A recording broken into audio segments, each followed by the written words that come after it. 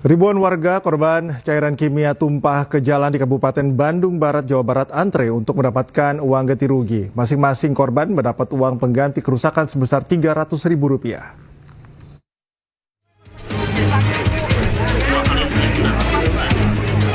Seribu warga antri untuk mendapatkan uang ganti rugi kerusakan kendaraan sebagai dampak tumpahnya cairan kimia dari truk tangki di Jalan Raya Cikalong Wetan, Padalarang, Kabupaten Bandung Barat. Ganti rugi diberikan oleh pihak perusahaan CV Yasindo Pratama. Dari perusahaan mohon maaf masyarakat atas kejadian ini karena ini di luar dugaan kita. Tidak ada suatu kesengajaan dan ini juga akan berproses. Jadi tidak sampai di sini Pak. Jadi masyarakat paham bahwa kepolisian tetap memproses. Ya kita mereka apresiasi kepolisian sudah menangani dengan baik dan kami menangani dengan masyarakat yang kerugian. Ya semua kita akan selesaikan dengan cara baik. Uang ganti rugi diberikan Rp300.000 per korban. Meski uang ganti rugi jauh dari perbaikan kendaraan hingga di atas Rp1 juta, tapi tak jarang korban tetap menerimanya dan enggan melakukan negosiasi karena memakan waktu yang lama. Hitung berapa Kang kalau kerusakan secara mekanik ke bengkel? Ya lumayan tuh. Ya lebih dari 300. Lebih tuh. 1 juta sampai Ada Misalnya sampai segitu. juta. Tapi uang gantinya sekarang baru 300.000. Bisa nego lagi gitu. kalau yang mau itu teh, kalau emang yang nego tapi harus nunggu dulu ini beres. Kalau Akang sendiri mau Gimana, nego Kang? lagi atau gimana? Ribet nyata ya. 2 hari Proses. kerja tuh. Oh, karena ngurus-ngurus kayak gini.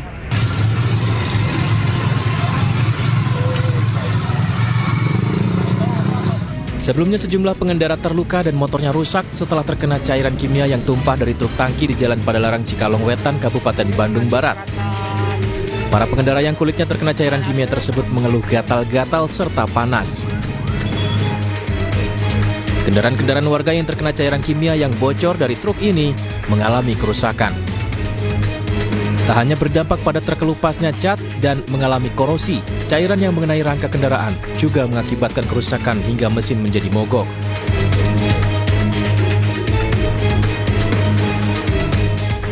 Satu keluarga di Pekanbaru Riau meninggal usai sepeda motor mereka ditabrak mobil yang dikemudikan oleh sopir mabuk. Selain sopir, 2 penumpang lainnya juga positif mengonsumsi narkoba.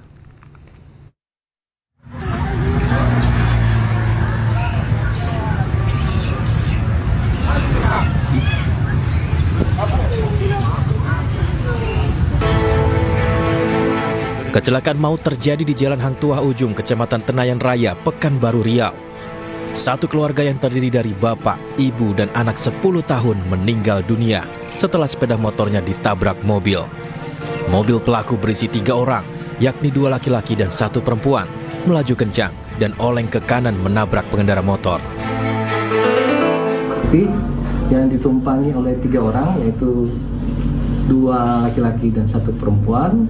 Pada saat mobil tersebut berada di Jalan Hang Tuah Ujung, tepatnya dari arah Guling menuju ke kota, mobil tersebut melebar ke kanan, kemudian bertabrakan dengan pertama 1 unit sepeda motor Honda Beat yang dikendarai oleh 1 keluarga, yaitu bapak, anak 10 tahun, kemudian ibu.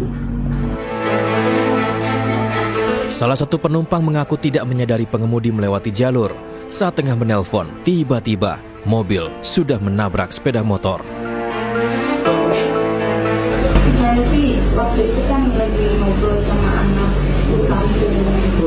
karena yang rumah saya satu-satunya Tapi terpulang. ya gitu. Tapi kan kamu lihat tuh.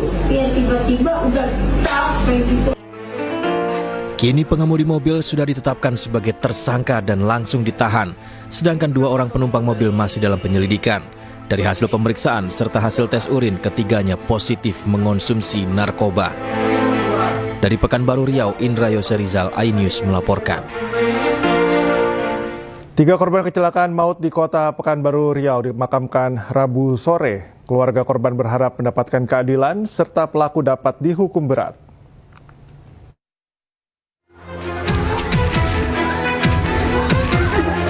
Tangis kesedihan menyelimuti kediaman 3 korban tewas akibat sepeda motor yang dikendarainya ditabrak mobil yang dikemudikan dalam kondisi mabuk.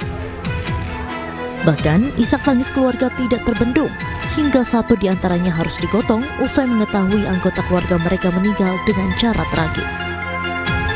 Usai disemayamkan dan disolatkan, 3 jenazah korban kemudian langsung dibawa ke pemakaman untuk dikebumikan. Isak tangis keluarga kembali tidak terbendung sesaat sebelum jenazah korban dimakamkan. Jenazah korban kemudian dimakamkan berdampingan di Taman Pemakaman Umum Tampan, Kota Pekanbaru. Keluarga pun berharap mendapatkan keadilan serta pelaku dapat dihukum berat. Yang intinya pelaku dihukumlah sesuai dengan hukum-hukum yang berlaku. Sebelumnya kecelakaan maut terjadi di Jalan Hang Tuah Ujung, Kecamatan Tenayan Raya, Kota Pekanbaru, Rabu pagi kemarin. Sebuah mobil minibus menabrak satu keluarga yang mengendarai sepeda motor. Nyawa korban yang terdiri dari suami istri serta seorang anaknya tidak tertolong. Dari Pekanbaru Riau, Indra Yose Rizal, iNews melaporkan. Aksi penembakan terjadi di rest area kilometer 45 Jalan Tol Tangerang Merak, Kecamatan Jayanti, Kabupaten Tangerang, Banten. 1 dari 2 korban yang merupakan bos rental dinyatakan tewas usai ditembak di bagian dada.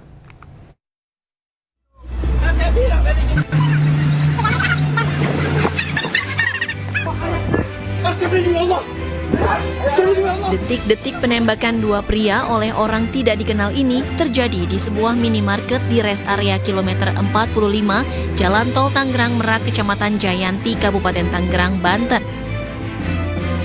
Usai ditembak, seorang korban tergeletak di dalam minimarket sebelum akhirnya dievakuasi ke RSUD Balaraja, Tangerang. Namun nahas 1 dari korban dinyatakan meninggal dunia saat mendapat perawatan. Korban meninggal akibat luka tembak di bagian dada. Sementara 1 korban lainnya masih dalam perawatan intensif akibat luka tembak di punggung dan tangan sebelah kiri. Polisi hingga kini masih menyelidiki kasus penembakan ini serta mendalami hubungan kedua korban dengan pelaku yang kini masih di. Anak korban mengungkapkan pemirsa ayahnya yang merupakan bos rental ditembak saat ikut menyergap pelaku penggelapan mobil yang hendak membawa kabur mobilnya. Sementara itu rekan korban menyebut pelaku diperkirakan berjumlah 3 orang. Pada saat itu chaos. Jadi lagi mengamankan si yang bawa mobil brio ini. Jadi kita nggak dengeran bahwa yang mobil Sigra ini mau nembak. Akhirnya terlepaslah peluru itu, terdengar sampai 4 atau sampai 5 kali kalau tidak salah. Saya dan orang-orang tim rental kabur, tapi nahasnya ternyata ayah saya sendiri ya. Ayah saya mengatakan terkena tembakan di dalam kamar. Akhirnya penjahat rental itu kabur. Punya perkiraan kita ya sekitar 3 orang. 2 di satu mobil, yang satunya 1, perkiraan 3. Cuman kita nggak tahu, rame ya di rest area, kan mana tahu temennya di luar segala macam. Udah chaos, tapi perkiraan kita ada 3 orang. Untuk yang korban sendiri ada berapa? Korban sendiri sekarang 2 orang ya. 3 sama yang patah. Iya, 3 sama teman kita yang sempat ketabrak ya.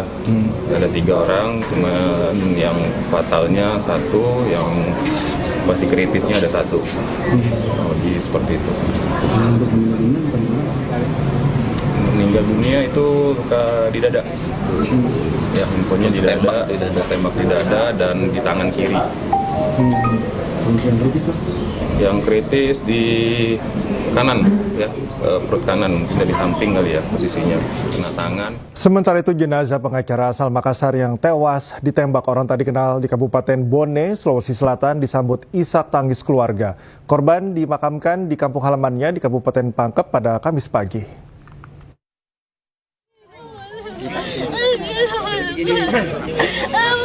Ya pandu. Isak tangis menyambut kedatangan jenazah pengacara yang meninggal ditembak orang tak dikenal. Istri korban tak kuasa menahan tangis menyambut jenazah suaminya. Korban dimakamkan di kampung halaman istrinya di Kabupaten Pangkep, Sulawesi Selatan. Keluarga dan kerabat juga tak kuasa menahan air mata menyaksikan jenazah almarhum yang sudah terbujur kaku diturunkan ke liang lahat. Pengacara asal kota Makassar ini meregang nyawa setelah ditembaki oleh orang tak dikenal saat tengah makan malam pada perayaan tahun baru di rumah keluarganya. Pemakaman almarhum pengacara yang ditembak dari Ibone, kami dari pihak pengamanan, alhamdulillah kami perintahkan kepada anggota saya untuk menyambut kedatangan almarhum, tepatnya di Dusun Soreang, Galumboko, Desa Ka'bah, Kecamatan Minasatene. Sebelumnya korban sempat dilarikan ke rumah sakit, namun sayang nyawanya tak tertolong. Belum diketahui secara pasti apa motif pelaku OTK tega membunuh korban. Namun diketahui korban tengah menangani kasus sengketa tanah di Kabupaten Bone. Dari Kabupaten Pangkep, Sulawesi Selatan, Udin Syahrudin, iNews melaporkan. Kita ke informasi lainnya pemirsa, Mahkamah Konstitusi mengabulkan gugatan tentang syarat ambang batas pencalonan presiden atau presidensial threshold 20%. Selanjutnya, pasangan calon presiden dan wakil presiden bisa diusulkan oleh partai politik tanpa harus memiliki kursi di DPR. Dalam putusannya, Mahkamah Konstitusi menyebut batas pencalonan presiden atau presidensial threshold 20% inkonstitusional dan harus dibatalkan. Ketua MK, Suhartoyo, menyatakan bahwa pengusulan pasangan calon presiden dan wakil presiden oleh partai atau gabungan partai politik tidak didasarkan pada persentase jumlah kursi di DPR atau suara sah nasional. MK menyatakan norma pasal 222 dalam Undang-Undang Pemilu bertentangan dengan UUD 1945 dan tidak memiliki kekuatan hukum mengikat. Mengadili. 1. Mengabulkan permohonan para pemohon untuk seluruhnya. 2. Menyatakan norma pasal 222 Undang-Undang Nomor 7 Tahun 2017 tentang Pemilihan Umum Lembaran Negara Republik Indonesia tahun 2017 Nomor 182 tambahan Lembaran Negara Republik Indonesia Nomor 6109 bertentangan dengan Undang-Undang Dasar Negara Republik Indonesia tahun 1945 dan tidak mempunyai kekuatan hukum mengikat. 3. Memerintahkan pemuatan putusan ini dalam Berita Negara Republik Indonesia sebagaimana mestinya. Ketua MK menjelaskan 2 dari 9 hakim Mahkamah Konstitusi yakni Anwar Usman dan Daniel Yusmik P. Fok memberikan dissenting opinion dalam putusan MK menghapus ambang batas pencalonan presiden atau presidensial threshold 20%. Anwar Usman dan Daniel menyatakan para pemohon dalam uji materi pasal 222 Undang-Undang Nomor 7 Tahun 2017 tentang pemilu tidak memenuhi syarat legal standing, sehingga perkara seharusnya tidak dilanjutkan. Dissenting dimaksud tidak dianggap diucapkan, namun pada pokoknya 2 hakim tersebut berpendapat bahwa para pemohon tidak memiliki kedudukan hukum atau legal standing, sehingga seharusnya mahkamah tidak melanjutkan. Inilah rekaman kamera CCTV yang merekam 3 orang tak dikenal yang menurunkan sebuah koper yang tidak diketahui isi dari koper di sebuah kafe di dalam area SPBU Arteri Porong Sidoarjo, Jawa Timur. Petugas keamanan SPBU yang curiga dengan isi koper menghubungi Polsek Porong yang kemudian dilanjutkan dengan menghubungi tim Geganap Brimob Polda Jatim. Tim penjinak bom Geganap Brimob Polda Jatim datang ke lokasi dengan menggunakan baju anti bom langsung mengevakuasi diduga koper misterius yang berisikan bahan yang mudah meledak ke belakang kafe. Dalam proses pemeriksaan, petugas melakukan sterilisasi dan pengosongan area SPBU dan aktivitas pengisian BBM dihentikan sekitar 30 menit. Dengan kerjasama dengan Polsek, kerjasama dengan tim Gegana Polda Satbrimob Polda Jatim dengan sigap dan menindaklanjuti memeriksa sterilisasi, menindaklanjuti sesuai dengan SOP menyimpulkan dan menyatakan bahwasanya koper yang diduga dengan adanya bahan ataupun benda yang mudah meledak tersebut tidak benar. Adanya koper itu berisikan tentang perlengkapan pribadi, yaitu sepatu, tas, sepatu, tas, sama tas kecil maksudnya ya, kabel seperti baju juga, alat cukur seperti itu dan lain-lain. Setelah dinyatakan aman, polisi akhirnya membuka kembali area SPBU untuk umum. Sementara seluruh barang yang dicurigai diamankan tim Gegana Brimob Polda Jatim. Dari Sidoarjo, Jawa Timur, Pramono Putra, iNews melaporkan.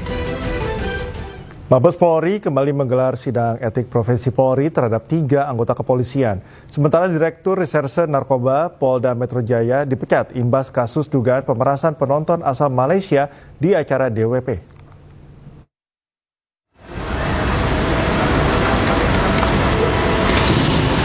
Mabes Polri kembali menggelar sidang lanjutan terhadap oknum polisi M dan sidang perdana terhadap 2 bawahannya. Sidang digelar terpisah oleh Majelis Komisi Kode Etik Profesi Polri. Sementara 2 oknum polisi diberhentikan tidak dengan hormat buntut kasus dugaan pemerasan terhadap warga negara Malaysia di Festival Musik Jakarta Warehouse Project atau DWP di Jakarta. Kedua oknum polisi yakni Direktur Reserse Narkoba Polda Metro Jaya, Kombes Pol Donald Parlaungan, dan anak buahnya berinisial Y. Pemecatan dilakukan berdasarkan sidang kode etik yang digelar Divisi Propam Polri. Jadi hari ini sidangnya untuk 3 orang, ya, yang 1 baru, ya, yang 2 baru, yang satunya melanjutkan dari proses kampanye. Berarti sejauh ini hasilnya yang baru diputus itu baru 1 ya Pak? Sampai hari ini yang sudah diputus 2. Ya, direktur sama kanit, ya, dengan putusan PDDH, dan mereka melakukan banding. Oke. Sebelumnya, ramai di media sosial unggahan sejumlah warga negara Malaysia yang menyebut diperas oleh sejumlah oknum polisi. Mereka juga diminta menunjukkan paspor dan membayar sejumlah uang meskipun hasil tes narkoba negatif. Total kerugian akibat pemerasan mencapai 9 juta ringgit Malaysia atau setara 32 miliar rupiah. Atas kejadian ini, penyelenggara DWP Ismaya Live mengeluarkan pernyataan resmi melalui akun Instagram mereka. DWP menyesalkan kejadian yang dialami sejumlah pengunjung dan menegaskan bahwa pihaknya berkomitmen untuk mendukung penyelidikan kasus ini. Tim Liputan iNews melaporkan. Mantan Kasubdit 3 Ditres Narkoba Polda Metro Jaya AKBP Malvino Edward Justisia resmi dipecat dari Polri usai divonis pemberhentian dengan tidak hormat dalam sidang etik kasus pemerasan Jakarta Warehouse Project atau DWP. Hasil tersebut menyusul vonis yang sama yang dijatuhkan 2 anggota Polri lainnya pada kasus tersebut. Terhadap terduga pelanggar, hasil daripada sidang komisi dengan putusan sidang KKEP pertama sanksi etika, yaitu perilaku pelanggar dinyatakan sebagai perbuatan tercela. Yang kedua, sanksi administratif berupa pertama, penempatan dalam tempat khusus selama 5 hari terhitung mulai tanggal 27 Desember 2024 sampai dengan 1 Januari 2025 di ruang Patsus Biro Provos Div Propam Polri dan sudah dijalani pelanggar. Untuk kedua, sanksi administratif berupa pemberhentian tidak dengan hormat atau PTDH sebagai anggota Polri. Terhadap putusan KKEP tersebut, pelanggar menyatakan banding. Kasus pemerasan miliaran rupiah yang dilakukan oknum polisi terhadap penonton Festival Musik Jakarta Warehouse Project terungkap melalui unggahan di media sosial. Oknum atau belasan oknum polisi yang diduga terlibat kini harus mempertanggungjawabkan perbuatannya.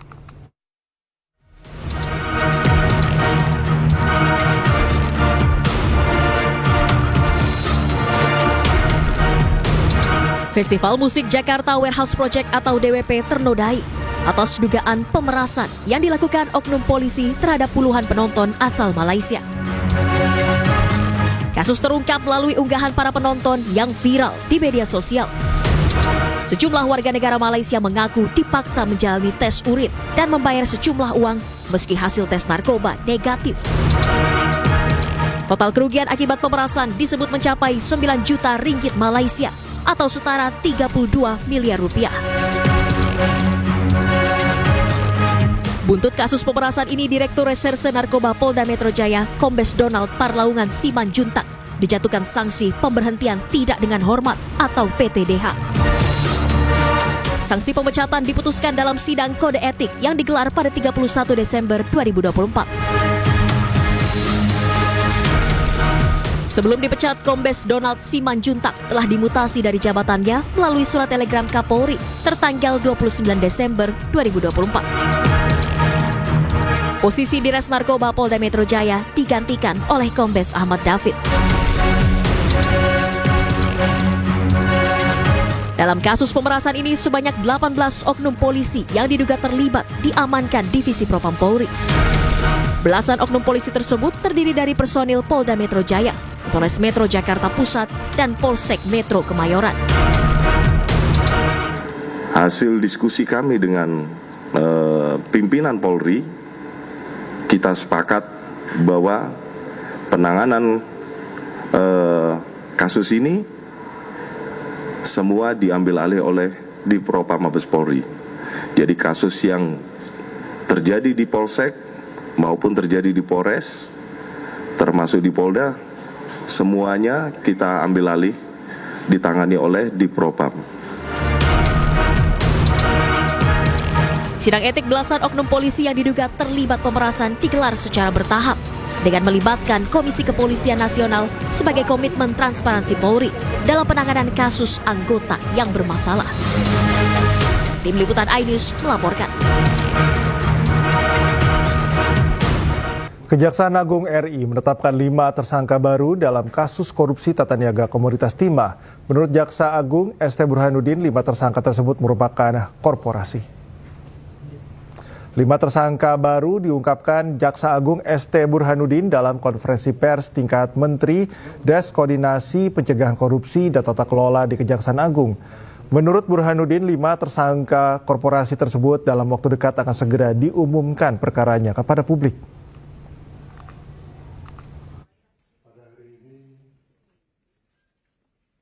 Yaitu yang pertama adalah PT RBT, yang kedua adalah PT SB,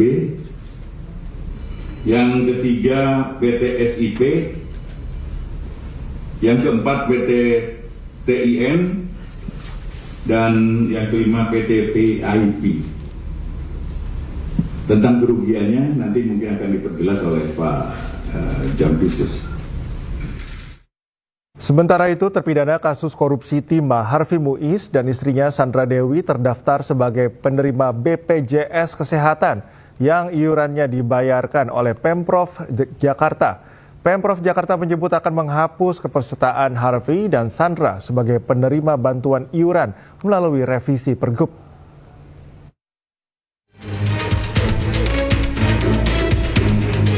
Pemprov Jakarta akan menghapus nama terpidana tindak pidana korupsi timah Harvey Muiz dan istrinya Sandra Dewi dari penerima bantuan iuran BPJS Kesehatan yang dibayarkan pemerintah. Keduanya diketahui terdaftar sebagai peserta BPJS Kesehatan sejak 6 tahun lalu. Data Harvey Muiz dan Sandra Dewi menjadi peserta BPJS Kesehatan diungkap oleh BPJS Kesehatan.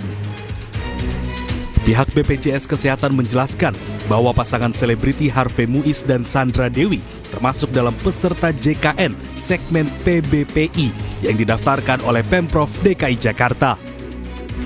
Bahkan kita telah ketahui sejak 2018 Pemprov DKI Jakarta sudah berhasil mewujudkan Universal Health Coverage atau UHC ini lebih cepat daripada target yang ditetapkan pada saat itu, yaitu tahun 2019.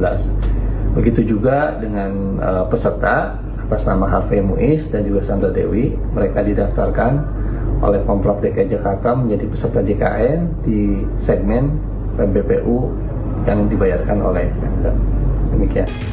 Menindaklanjuti hal tersebut, Pemprov Jakarta menyatakan akan menghapus kepesertaan Harvey Muiz dan Sandra Dewi sebagai penerima bantuan iuran melalui revisi Pergub nomor 46 tahun 2016. Kalau untuk Pak Harvey Muiz dan Ibu Sandra Dewi atau katakanlah yang warga yang seperti itu masuknya bukan kepada CKN yang dibiayai PBI gitu ya, tapi itu adalah yang mandiri, harusnya itu adalah mandiri. Oleh karena itu kemudian yang perlu kita lebih giatkan lagi adalah sosialisasi terkait ada namanya di CKN mandiri keren. Bahwasanya memang tidak semua warga itu berhak seperti itu. Kalau sekarang ini kita upayakan untuk orang-orang yang mampu adalah dengan biaya yang mandiri tadi itu. Kita akan sosialisasikan, tapi nanti juga kita seiring kita regulasinya kita tata ya. Sebelumnya, Harvey Muiz divonis 6,5 tahun penjara oleh Pengadilan Tindak Pidana Korupsi. Vonis tersebut mendapat cibiran dari sejumlah pihak yang menilai terlalu ringan dan tidak sebanding dengan kerugian negara yang mencapai 300 triliun rupiah. Bahkan Presiden Prabowo Subianto pun turut menyoroti vonis yang diberikan ke Harvey Muiz. Dari Jakarta, Helmi Sajangbati, iNews melaporkan. Kembali di iNews Prime, pemirsa, 8 orang terluka akibat jembatan gantung di objek wisata tepian Sungai Malus, Lubuk Linggau, Sumatera Selatan ambruk. Jembatan tersebut ambruk karena diduga tak kuat menahan beban.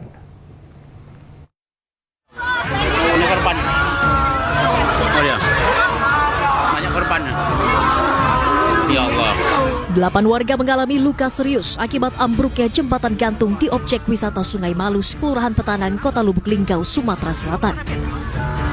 Insiden ini terjadi pada 1 Januari 2025 di tengah momen libur tahun baru.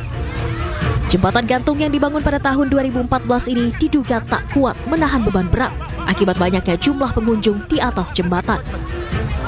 Pihak kepolisian masih mendalami penyebab ambruknya jembatan gantung ini dan memeriksa 4 saksi dari pengelola tempat wisata. Sementara para korban dilarikan ke rumah sakit untuk menjalani perawatan intensif. 1 dari total 8 korban luka bahkan mengalami kelumpuhan akibat bagian pinggang tertimpa puing jembatan. Pengelola dan pemilik lahan ya nanti sedang kita dalami ya, dan nanti mereka bisa dikenakan pasal yang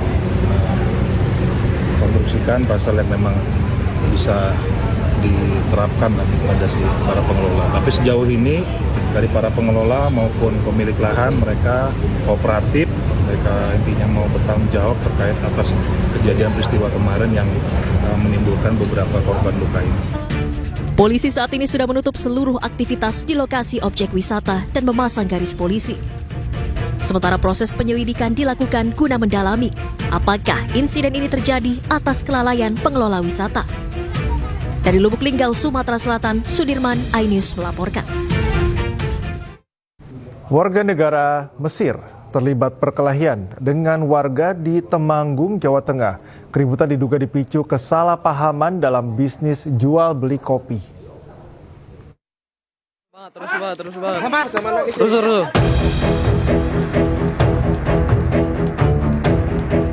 Keributan terjadi antara warga negara asing asal Mesir dengan sejumlah warga di Desa Mandisari, Parakan, Temanggung, Jawa Tengah. Salah satu WNA Mesir terpaksa didorong warga hingga jatuh ke sawah karena terus melawan dan membawa senjata tajam. Keributan ini dipicu kesalahpahaman soal bisnis jual beli kopi. WNA mengklaim sudah membayar uang kepada perantara, namun pemilik kopi mengaku belum menerima uangnya. Saat akan mengambil barang dagangannya, pemilik kopi dihalang-halangi oleh 3 WNA yang membawa senjata tajam. Jadi menurut Arab itu dia sudah bayar ke ferry, ya paham? Sudah bayar ke ferry, tapi ketika ditanyakan bukti transfer atau nota atau kwitansi itu nggak ada, sampai sekarang pun nggak ada. Itu. Nanti kita sampaikan setelah hasil penyelidikan kita, karena hari Minggu kemarin kita baru menerima pengaduan tersebut. Kita masih dalam penyelidikan apakah yang bersangkutan memang WNA atau sudah WNI. Polisi telah memeriksa 2 saksi dalam kejadian ini. Kasus masih dalam penyelidikan aparat Satreskrim Polres Temanggung. Dari Temanggung, Jawa Tengah, Didik Dono Hartono, iNews melaporkan.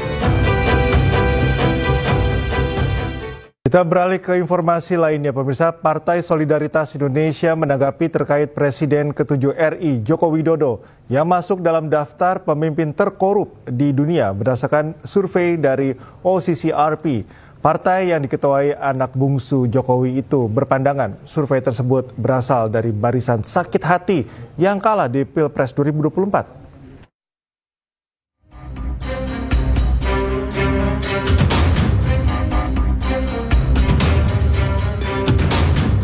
Presiden ke-7 Republik Indonesia, Joko Widodo, masuk dalam daftar finalis pemimpin paling korup di dunia versi OCCRP. Menurut penerbit OCCRP, Drew Sullivan, pemerintah yang korup ini melanggar HAM, memanipulasi pemilu, menjara sumber daya alam, dan pada akhirnya menciptakan konflik. Jokowi menanggapi santai survei OCCRP tersebut. Menurutnya, daftar yang dirilis OCCRP tidak mempunyai bukti. Korup apa? Yang dikorup siapa? Ya dibuktikan apa? Katanya dianggap memanipulasi sistem gitu, Pak. Ada beberapa kriteria memanipulasi pemilu, eksploitasi sumber daya alam. Ya apa? Sumber daya alam apa lagi? Artinya itu tuduhan saja begitu? Ya sekarang kan banyak sekali fitnah, banyak sekali framing jahat, banyak sekali tuduhan-tuduhan tanpa ada bukti. Itu yang terjadi sekarang kan. Jadi menurut Bapak itu muatan politis, Pak? Ya ditanyakan aja. Tanyakan aja, orang bisa memakai kendaraan apapun lah. Bisa pakai NGO, bisa pakai partai, bisa pakai ormas untuk menuduh, untuk membuat framing jahat, membuat tuduhan jahat-jahat seperti itu. Ya. Hal senada juga disampaikan Partai Solidaritas Indonesia. Dalam akun media sosial X, Waketum DPP PSI Andi Budiman menyebut hasil riset OCCRP merupakan suara barisan sakit hati yang kalah di Pilpres 2024. Andi menyebut barisan sakit hati tersebut yang memobilisasi suara survei OCCRP. OCCRP adalah organisasi jurnalisme investigasi terbesar di dunia yang berkantor di Amsterdam, Belanda. Lembaga independen ini merilis sederet finalis untuk kategori kejahatan organisasi dan korupsi. Salah satunya adalah Joko Widodo.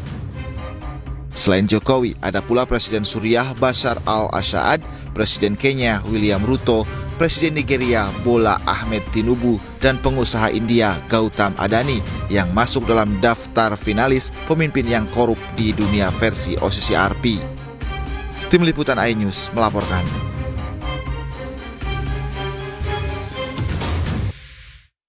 Menteri Koordinator Bidang Politik dan Keamanan Budi Gunawan meminta seluruh pihak untuk menjaga marwah para mantan presiden terkait masuknya nama Joko Widodo, Presiden ke-7 RI dalam daftar tokoh terkorup dunia 2024 versi OCCRP.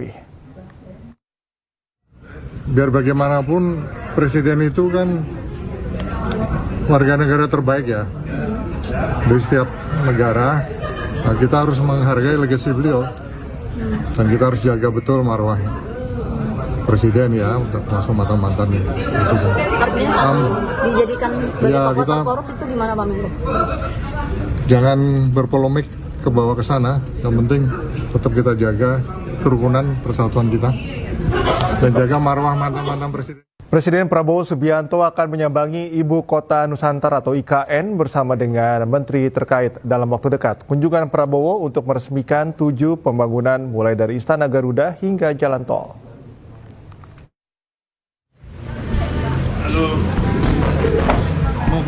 Presiden Prabowo Subianto akan menyambangi Ibu Kota Nusantara IKN bersama dengan para menteri terkait dalam waktu dekat. Hal tersebut diungkapkan oleh Kepala Otorita IKN, Basuki Hadi Mulyono saat mendatangi kantor Kementerian ATR BPN di Jakarta Selatan. Basuki mengungkapkan kehadiran Presiden Prabowo ke Ibu Kota di Kalimantan Timur itu untuk meresmikan proyek pembangunan di Ibu Kota baru pada Januari 2025. 7 bangunan yang akan diresmikan tersebut yakni Istana Garuda, tol segmen Karangai ke Simpang Pulau Balang, jalan tol segmen Jembatan Sepadung, kantor Kemensesnek, kantor Kemenko 3, kantor Kemenko 1 dan 4, serta spam Sepaku dari jaringan distribusi utama dan jaringan distribusi pelanggan. Pak Menteri PU sudah mengusulkan untuk meresmikan beberapa, saya baru telepon. Kami juga sedang mau mengusulkan beberapa groundbreaking. Jadi tergantung jadwal beliau. Jadi Pak Prabowo dijadwalkan hadir juga? Saya kira ya, karena kehadiran beliau pasti akan meningkatkan semangat terutama para investor. Selain itu, Basuki juga membeberkan program prioritas IKN pada tahun 2025, yakni proyek infrastruktur dengan nilai pembangunan mencapai 6,3 triliun rupiah. Dari Jakarta, Rian Rahman, iNews melaporkan. Informasi selanjutnya, pemirsa, Menteri Hak Asasi Manusia Natalius Pigai meminta pegawai Kementerian HAM untuk tak main mata, tak selingkuhi pasangannya, serta menjauhi judi. Hal tersebut disampaikan dalam sambutan usai melantik pejabat manajerial Kementerian HAM pada hari ini. Kepada para pegawai di Kementerian Hak Asasi Manusia, Natalius Pigai bercerita, ia sudah 13 tahun tidak menikah dan hanya pernah 3 kali berpacaran. Pigai meminta pegawainya untuk menjauhi selingkuh, bahkan bermain mata pun tak boleh. Menurutnya, selingkuh merupakan salah satu sumber terjadinya korupsi, kolusi, dan nepotisme atau KKN di Indonesia. Karena perselingkuhan, seseorang terpaksa terlibat korupsi untuk mendapat uang lebih.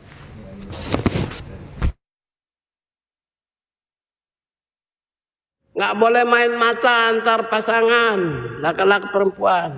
Saya sudah 13 tahun tidak punya istri, cuma 3 pacar. Ya, 3 bos, saya 3 aja. Saya nggak pernah macam-macam. Instagram terbuka, Twitter terbuka, Facebook terbuka, nggak ada itu yang WA terbuka, teror saya nggak ada. Karena memang kita baik. Nggak boleh. Kalau ketahuan saya copot. Nggak boleh bohongi orang. Saya sudah menunjukkan ke